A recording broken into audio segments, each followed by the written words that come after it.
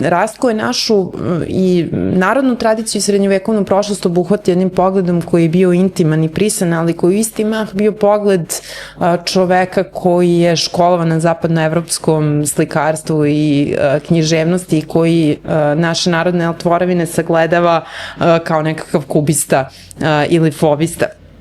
I to možda najočiglednije, u stvari, najviše dolazi do izražaja u njegovim putopisima, jer putovanje i poezija, odnosno književnost su kod Petrovića u stvari samo dve strane novčiće, dve strane jedne iste potrage za onim što je zapadnoevropska civilizacija potisnula za tim izgubljenim životnim elanom.